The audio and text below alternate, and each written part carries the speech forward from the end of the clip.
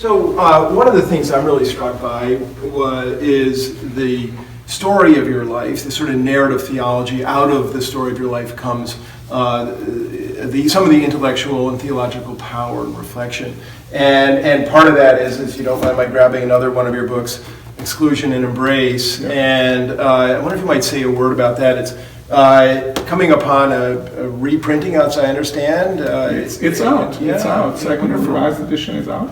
But it was out of the Exclusion and Embrace that you felt in the world, and it's such a big topic for us today, where we are so divided. And so the book was born out of my struggle how to deal with the problem of war in former Yugoslavia. Yeah. And war in former Yugoslavia was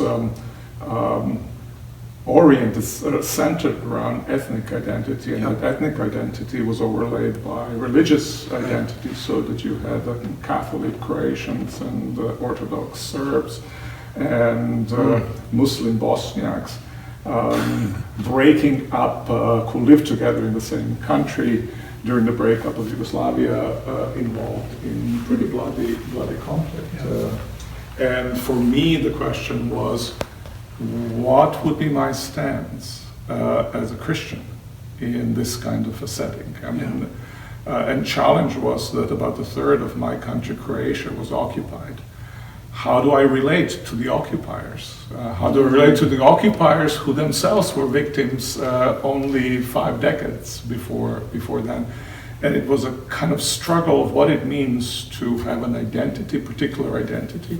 That can be political identity, that can be ethnic identity, religious identity, and then find yourself in conflict with the other. What's the stance of a person who, like me, is committed to faith, which says you should love your enemy?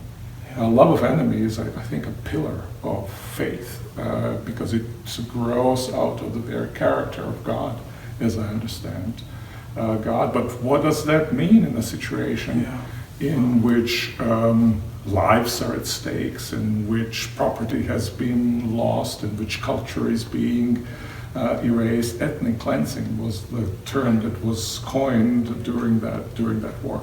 That's the kind of struggle I was involved in, trying to imagine myself as a follower of Christ in a situation that seems to be more likely to be resolved by somebody like me or government of